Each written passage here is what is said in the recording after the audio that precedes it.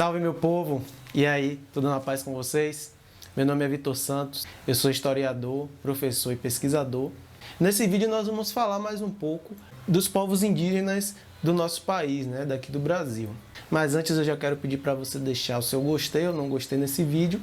Também se inscrever no nosso canal, ativar o sininho das notificações, para que todas as vezes que nós postarmos conteúdo, você receber aí no seu dispositivo um aviso, certo? Então é isso, larga o doce aí, pivetão.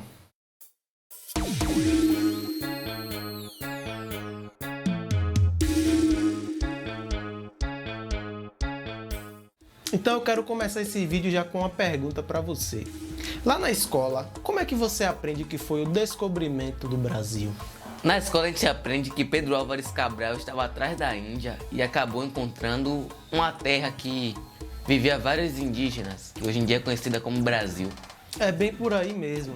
Quando nós aprendemos sobre os chamados descobrimentos na escola, nós oferecemos aos nossos alunos e alunas como plano de fundo, aquele documento que já é um clássico, e que praticamente todo mundo conhece, que é a Carta de Perovskaya de Caminha. E, lógico que esse é um documento muito importante, porque ele traz exatamente alguns aspectos que fazem com que a gente meio que se transporte para aquele momento.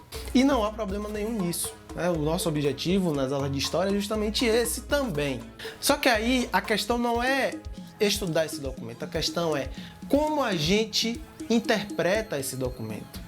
Como é que a gente olha com o olhar do português, do europeu, ou a gente olha a partir da visão do indígena que estava lá na terra e viu o barco chegando?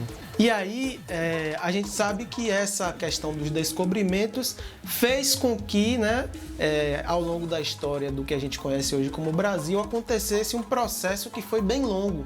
Você sabe qual foi esse processo? Esse processo foi chamado de colonização do Brasil. Exatamente. Esse processo bem duradouro e bem marcante na nossa história, foi a colonização. Por que eu falo que ele foi marcante?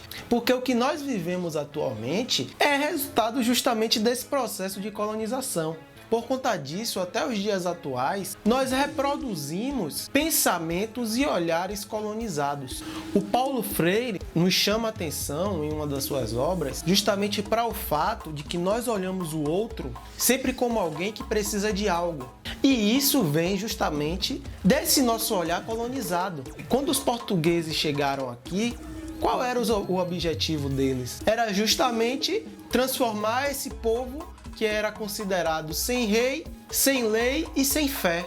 O olhar do europeu submete o indígena a uma inferioridade, com base na crença deles. Os melhores do mundo, os superdotados, especiais, brancos, Cabia a eles justamente o poder que Deus deu esse direito a eles. Vivemos atualmente dentro dessa sociedade ocidentalizada em que o padrão ele é branco, urbano e consumidor. Tudo que está fora desse eixo, ele é considerado inferior. Tudo que essas pessoas inferiores produzem, a gente silencia. A gente coloca lá no esquecimento, porque não presta. Essa é a ideia, essa é a visão. Então, a colonização, de certa forma, ela ainda está acontecendo, ela não acabou. Aí eu vou fazer outra pergunta para você. Quais são as nossas principais formas de comunicação? Fala, escrita, sinais e gestos. Isso. Nós temos várias formas de nos comunicar. E uma das principais delas é a linguagem. Durante a constituição do que a gente conhece hoje como Brasil, as várias linguagens que existiam nas várias etnias que habitavam e que até hoje habitam algumas delas, acabaram sendo silenciadas. E aí, no lugar dessas linguagens, foi colocado o quê? A língua oficial. Qual é a língua oficial? O português. Agora eu quero te fazer uma pergunta assim um pouco mais pessoal. Qual é a sensação que a palavra proteção dá para você? Que a gente está protegendo uma coisa, guardando algo valioso para nós. E aí, por que eu estou te fazendo essa pergunta? Porque lá durante o século XX, no início do século XX, o governo republicano, a recém-república brasileira, criou um órgão chamado SPI, Serviço de Proteção ao Índio. Olha o nome, Serviço de proteção ao índio. Proteção. Qual era o objetivo desse SPI?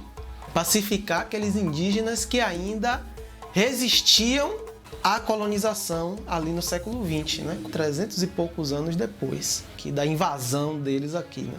Então esse negócio aí da proteção só ficou no nome, porque vieram as guerras mundiais, aqueles ideais do branqueamento da população, da miscigenação, por conta da guerra, né? Vieram muitos migrantes europeus, como eram europeus, brancos, né? Gente da melhor qualidade, né? Segundo eles. Aí as portas foram totalmente abertas, né? Aí é uma beleza, né? Da terra pro povo. Esse SPI, né? Lógico que ele teve uma grande importância durante esse processo, né? Ele tinha esse objetivo de pacificar, então, né? Vamos lá ajudar eles, proteger eles, né? Vamos expulsar eles da terra deles, exterminar essa população, proteger eles da gente, né? Vamos matar eles logo de vez, né? Acho que a ideia deles era essa. E aí, logo depois, né, do SPI, o Estado brasileiro troca o nome, porque vamos resolver o problema agora, não vai ser mais SPI, agora vai se chamar FUNAI. E aí, com a criação da FUNAI e com o regime civil-militar, começa-se a criar a ideia da integração do indígena. Não existem indígenas, não existem negros, não existem todo mundo brasileiro. Todo mundo, povo brasileiro, vamos cantar o hino, mostrar que nós temos orgulho da nossa nação forte, subserviente aos Estados. Então, o regime militar ele faz isso, né? Cria a FUNAI com o objetivo de integrar, segundo eles, o indígena, a população, ao povo brasileiro. Só que, na verdade, a gente sabe que, não vou dizer que não adiantou nada, né? Mas não mudou quase coisa nenhuma, porque até hoje os indígenas estão em guerra. A guerra de conquista dos europeus está acontecendo agora. Tem povos indígenas sendo massacrados porque uns abençoados aí estão querendo fazer mineração na terra que pertence aos povos indígenas. Que eles acham que eles têm o direito de chegar lá, invadir a terra dos indígenas, dos donos legítimos dessas terras, tomar o que tem naquela terra de riqueza. De invadir as terras dos indígenas para fazer pasto para gado, porque agro é tech, agro é pop, agro é tudo. A colonização ela está acontecendo ainda. A gente precisa transformar essa nossa visão colonizadora. A gente ainda tem a visão colonizadora. A gente precisa respeitar, a gente precisa entender esses povos, entender a luta desses povos, entender o que esses povos estão falando para a gente. A gente precisa escrever outra história. É possível a gente escrever outra história. E parar com essa coisa de que agro é tudo, porque agro não é tudo. A gente fica por aqui nesse vídeo, né? Caso você tenha alguma dúvida, alguma questão, se gostou, deixa aí nos comentários. Não esquece também de se inscrever no canal, deixar o seu gostei no vídeo, seguir a gente nas redes sociais e, se tiver condições, ajudar nosso apoia-se aí, contribuir para o nosso trabalho. Até a próxima, se cuidem, um abraço. Tchau!